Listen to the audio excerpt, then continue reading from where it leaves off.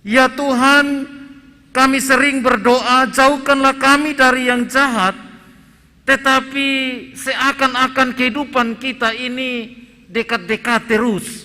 Kita membiarkan diri kita ada dalam kejahatan.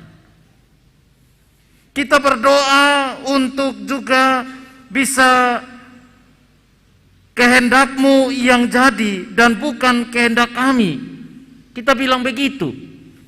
Tetapi ketika Tuhan tidak menjawab sesuai dengan keinginan kita, kemudian kita bilang, kita mulai kecewa dengan Tuhan. Tuhan ini, kami tiap hari berdoa, tapi kok kayaknya Tuhan tidak jawab. Kita berdoa untuk Tuhan, biarlah saya menjadi penyembuh bagi orang lain. Tapi orang yang tersakiti, orang yang terluka di sekitar kita, kita tidak punya rasa sedikit pun. Kita tidak punya kepekaan sedikit pun. Kita bilang berdoa, Tuhan, ampunilah dan kasihanilah kami, supaya kami juga bisa mengampuni orang yang bersalah kepada kami. Tetapi kita terus menyimpan dendam kepada orang-orang yang menyakiti. Apakah yang terjadi dengan doa kita? Apakah kita hanya mendoakan atau berdoa hanya sebagai sebuah formalitas? Doa kadangkala dipahami sebagai hak istimewa kita kepada Tuhan Allah. Kita menuntut, mengklaim Tuhan Allah, Tuhan harus dengar setiap doa-doa kita. Kita menaikkan semua deretan-deretan permohonan, rengekan-rengekan kita, curhatan-curhatan kita, dan seakan-akan kita memaksa Tuhan untuk menjawab doa-doa kita.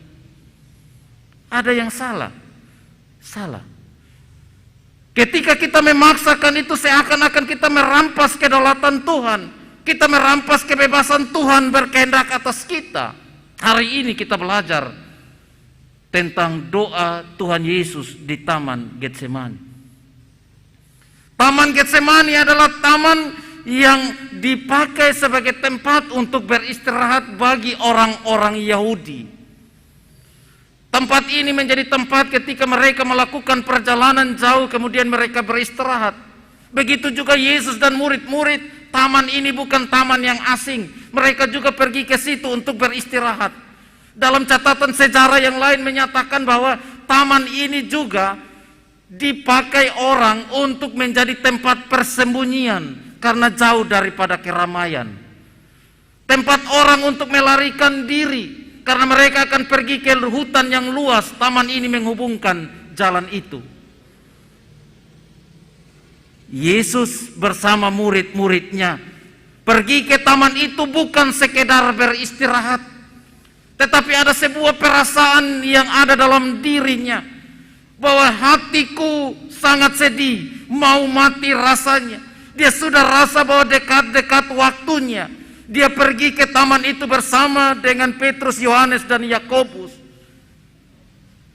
Kalian duduk berjaga-jaga dan berdoalah di sini. Kemudian dia pergi dan berdoa di sana. Taman Getsemani itu menggambarkan tentang kerapuhan kemanusiaan Yesus. Kesedihan dan hati yang sakit, ketakutan mengalami penderitaan yang berat itu muncul di dalam diri Yesus sebagai manusia. Yesus juga adalah manusia, dan inilah fakta yang membantah bahwa Yesus hanya 100% Allah. Fakta di Taman Getsemani membuktikan bahwa Yesus adalah 100% Allah, 100% manusia, yang juga merasakan ketakutan, yang merasakan kesedihan yang berat. Yesus merasakan itu. Catatan Alkitab bilang, Tuhan Yesus pi berdoa, dia membaringkan tubuhnya di tanah. Ketika dia membaringkan tubuhnya, dalam tradisi orang Yahudi bahwa ini beban berat sekali. Beban terlalu berat. Ketika berdoa dengan taruh badan di tanah dan kemudian berdoa, itu menggambarkan tentang begitu beratnya beban yang dialami. Dan disitulah Yesus benar-benar menunjukkan kemanusiaannya. Taman Getsemani tergambar sebagai sebuah kemanusiaan yang rapuh. kesedihan mendalam terjadi dalam diri Yesus. Tetapi taman Getsemani itu bukan hanya menggambarkan tentang kerapuhan manusia, tetapi juga ada sukacita, ada kemenangan yang didapatkan.